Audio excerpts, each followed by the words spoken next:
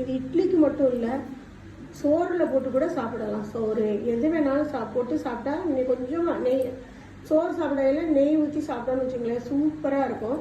நெய் இல்லாட்டி நல்லெண்ணெய் அப்படியே சோறு சுட சுட வடித்து இந்த பொடியை தூவி கூட சாப்பிடலாம். நல்ல டேஸ்ட்டாக இருக்கும். கடலைப்பருப்பு ட்ரை ரோஸ்ட் பண்ணிட்டு இட்லி பொடிக்கு தேவையான உப்பையும் போட்டு வறுத்துடணும். எல்லாமே வறுத்துட்டா 1 வருஷத்துக்கு வெளியே வச்சுருந்தாலும் வீணாக போகாது. ஏன்னா எல்லாமே ட்ரை ரோஸ்ட் பண்ணுறோம், நல்லா இருக்கும். ஏன்னா உப்பும் போட்டு வறுத்துக்கலாம். நான் இட்லி பொடிக்கு கருப்பு உளுந்து, வெள்ளைப்பருப்பு எல்லாம் போடுவேன். கருப்பு உளுந்து போட்டிருக்கேன்.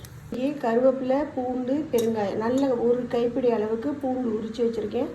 அதை அப்படியே வறுக்கிறோம். இப்படி செய்ய போகிறோம். கருவேப்பிலை, பூண்டு, பெருங்காயம் இதை மட்டும் தனியாக வறுத்துடணும். 1 மடங்கு கடலைப்பருப்பு, 2 மடங்கு உளுந்து, 1 மடங்கு வெள்ளை உளுந்தும், 1 மடங்கு கருப்பு உளுந்தும். நான் கடலை சேர்த்துருக்கேன்.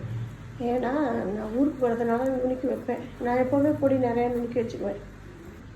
பெருங்காயம், கருவேப்பிலை எல்லாம் வறுத்துட்டேன். கொஞ்சம் ட்ரை ரோஸ்ட் ஆகணுங்கிறதுக்காக தோசைக்கல்லில் போட்டிருக்கேன். மிளகாய் இதுக்கு தேவையான அளவு போட்டிருக்கேன். இது நல்லா கொஞ்சம் லைட் எண்ணெய் ஊற்றி லைட்டாக வதக்கினா போதும். வருஷம் ஆனாலும் இட்லி பொடி வீணாகவே போகாது. ஆனால் நுணுக்கணுன்னா அந்த மிக்சியோட சூடு இருக்கும். அது ஆறுனோடனே பாட்டிலில் அடைச்சி வச்சிடணும். அப்படியே நல்லாயிருக்கும், வீணாகவே போகாது. நான் இப்படி தான் பொடி ரெடி ஆகிடுச்சு. நுணுக்குனது ஆறுனோடனே அப்படியே எடுத்து வச்சுருக்கேன் பாருங்கள்.